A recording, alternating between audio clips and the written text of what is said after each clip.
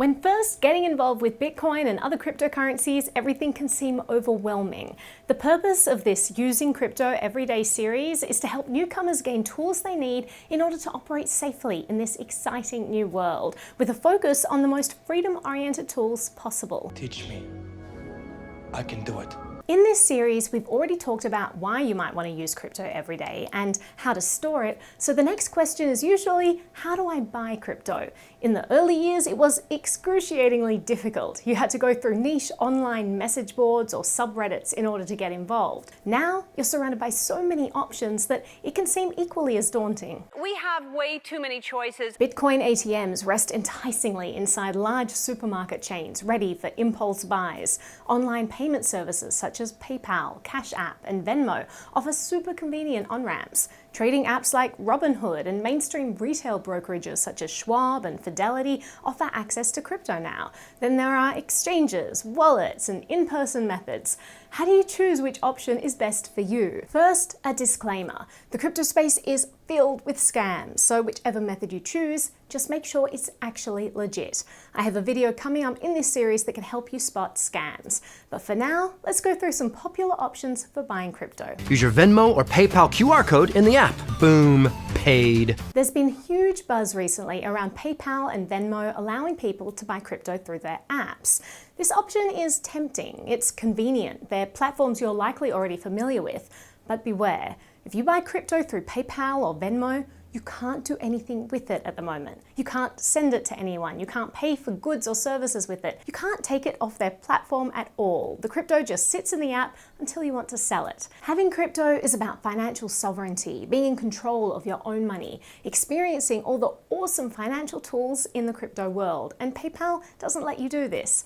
Recently, a PayPal exec did say, "We want to give choice to our consumers. We want them to be able to take the crypto they acquire with us and take it to the destination of their choice." But until they have that functionality enabled, I wouldn't recommend buying this way. You don't need to become an investor. You were born one. Robinhood. Robinhood, despite also announcing plans to allow users to take crypto off platform, hasn't enabled this yet either. There are better options for purchasing until they do. Financial services companies like Fidelity give you exposure to cryptocurrency prices, which is not the same as owning crypto. For example, through Fidelity, you can buy shares in something called the Grayscale Bitcoin Trust, which is a fund that invests in Bitcoin. The price of their shares doesn't always reflect the price of Bitcoin, but it tracks the movement pretty well. And why mention this as an option if you're not even buying the real asset? Well, there are interesting tax implications. If you purchase these Grayscale shares through an IRA, an individual retirement account, you don't pay any capital gains on price increases when you finally withdraw your money. So, if you're looking for a hedge against inflation and you don't want to then have to pay capital gains on the savings that you managed to safeguard, a fund like this might be worth looking into. You can currently put up to $6,000 a year into an IRA, but another thing to mention is that you don't have access to this money until you retire. So, let's talk about buying actual crypto that you can use now in your everyday life. The most common way is on a CEX. Let's talk about sex, baby. CEX stands for Centralized Exchange. Just like those foreign currency exchanges you see at the airport, where you might swap USD for yen, there are online crypto exchanges where you can swap your fiat government-issued money for crypto. Coinbase, Kraken, Gemini, and Binance are among the best known and most popular centralized exchanges. They all work in similar ways. First, you send your money to the exchange through wire transfer or ACH or whatever method the exchange accepts. And once your funds have arrived, you can use them to purchase different cryptocurrencies. There are also instant purchase options where you can use a debit or credit card. Centralized exchanges are a favorite way to purchase cryptocurrency, but there are some things to be aware of. First, there's a saying in crypto, not your keys, not your coins, which means that if someone else controls your funds, the money isn't really yours. Centralized exchanges essentially issue customers an IOU for their crypto, and you have to trust that they'll pay it back. In the early days, this wasn't a given. Protesters were outside the Mt. Gox headquarters in Tokyo saying they've lost their money. Even now, it's not uncommon to hear of an exchange doing an exit scam and running off with people's funds. You're instilling me with a lot of confidence, Doc. To be fair, most of the larger exchanges today are probably just as safe as any regular bank. Coinbase and Gemini both offer FDIC insurance for US dollars deposited on their exchanges. But even the safety of banks isn't a given. Sometimes funds can be raided there too.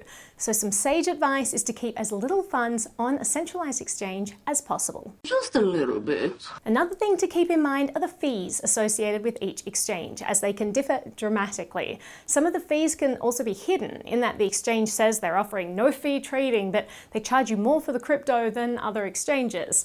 Before deciding on an exchange, compare just how much crypto you're getting for your fiat. Another thing to keep in mind when you use a CEX is that there are often hold times on your account where exchanges may let you trade immediately, but you have to wait many days before you're allowed to withdraw your crypto. My friend just went to go buy some Ethereum on a centralized exchange recently, and they couldn't withdraw the Ethereum for like 9 days. This is because in the world of traditional finance, it takes so long for fiat funds to clear. The final thing I'll mention about centralized exchanges is that in the US, virtually all of them require you to hand over official ID as soon as you sign up, as part of KYC rules, which stands for Know Your Customer. I know who you are. There are exchanges not based in the US which don't require this of their customers, but it's usually for smaller amounts. And even if these exchanges manage to escape the long arm of the US law, the international organization FATF acts as kind of a watchdog for global money laundering and terrorist activity, and it provides recommendations for how countries should treat the movement of money.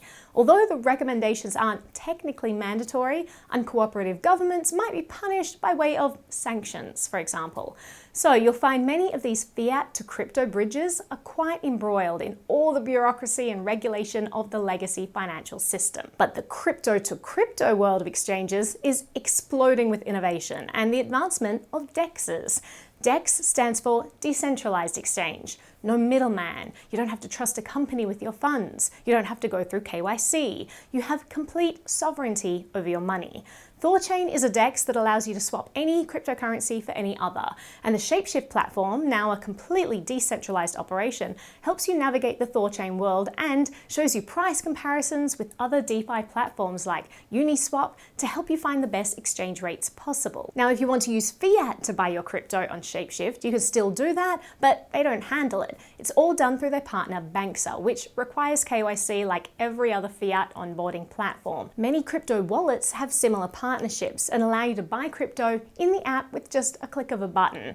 And it can be a very easy way to purchase your crypto. So, is there a decentralized way to exchange fiat with crypto? I want to know. Bisq is open source software that you can run on your own computer, rather than a website run by someone else. It connects buyers and sellers of Bitcoin. There are a whole bunch of payment methods you can use, including Alipay and Amazon gift cards and face-to-face cash transfers. And you can also pay using other cryptocurrencies, including Monero, Zcash, Ethereum, and Litecoin. Bisq is based on the Bitcoin blockchain, so Bitcoin must be on one side of every trade to handle security deposits and trading fees. Funds are non-custodial, which means you stay in control of them, and each party pays a bond that stays locked up until both parties confirm they've received their money. It's basically a smart contract on the Bitcoin blockchain, or more specifically, a DAO, a digital autonomous organization. This basically means that the decision-making of the software all remains decentralized inside the code, without the need for any centralized company.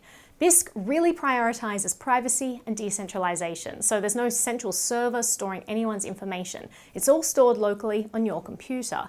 And you don't need to verify your identity to use the software. It also runs on Tor, which helps protect your privacy. The downside is that there are 4 on-chain transactions that make up every trade. The price of Bitcoin transactions is very high. In the past few months, they've ranged to $60, so this can be a very expensive service to use. The people using Bisq generally are looking for the most decentralized, private method of exchanging possible and are willing to pay a premium for this. There is a clone of the Bisq software called Havano, Crypto, which uses the privacy coin Monero for transactions instead of the BTC blockchain.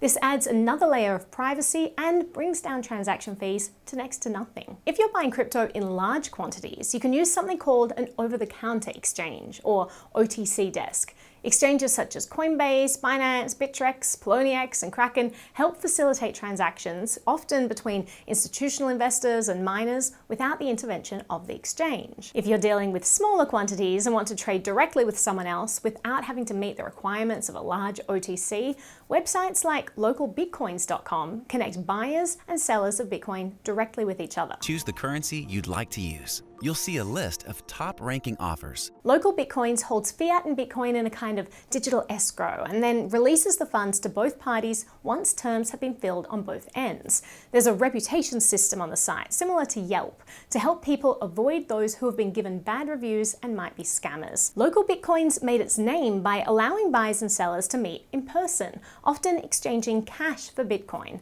After several high-profile prosecutions over money transmission licensing violations, Local Bitcoins cut the in-person process altogether in 2019. They also stopped allowing anonymous trading. You now need at least a phone number registered to trade and a photo ID for trades over €1,000, or whenever required by a seller, which is basically always. Prices on local Bitcoins are often at a premium. It's not unusual for the price of Bitcoin to be $1,000 to $2,000 higher than other exchanges. But people in places like Venezuela might not mind paying more for Bitcoin due to their urgent need to get their money out of bolivars. They recently announced the addition of more cryptocurrency options, which is great for those in countries where high transaction fees could really hurt people. Then there are similar websites like local.bitcoin.com, which is a place to trade Bitcoin Cash instead. They don't ask for personal information and they support any payment method at all, including cash. They're also fully non-custodial, so you're always in control of your own funds. Their encrypted blind escrow contract acts as the decentralized go-between for trades. Similarly, localcryptos.com supports Ethereum, Bitcoin, Litecoin, and Dash, and is also non-custodial. And localmonero.com supports Monero, but is custodial. Both have varying degrees of KYC, which often depends on the person you're making the trade with. Then there are Bitcoin ATMs. In the US, these still must adhere to AML KYC laws. Be aware that Bitcoin ATMs are not anonymous, and large transfers can flag your transaction. Bitcoin ATM operators are required to work with analytics companies and report any suspicious behavior to FinCEN. And some notable ATM operators have been targeted by the US government and charged with being an unlicensed money transmitter. A final way to buy crypto if you want to bypass KYC altogether: find someone willing to pay for services in crypto and perform work for them. There's less banking regulation around these kinds of transactions, although they are considered taxable income. It's an excellent way to build crypto stockpiles without worrying about fiat gateways. The 1-2 punch of scammers and regulators makes for an exciting ride, but the experience can be unnerving for a beginner. Our advice is to do your own research, experiment with small sums at first, and always put security first. There's no sense in seeing your crypto of choice moon only to lose it all through theft or mistakes. In the next video, we'll give you a broad overview of different cryptocurrencies and their use cases to help you in your research about the best way to incorporate crypto into your daily life. Trust me, the hard slog of learning about this crypto world is totally worth it, as it brings you to a place where you can be your own bank and get to control your own money. And that's incredibly exciting. Welcome to the madness. Are you ready for it?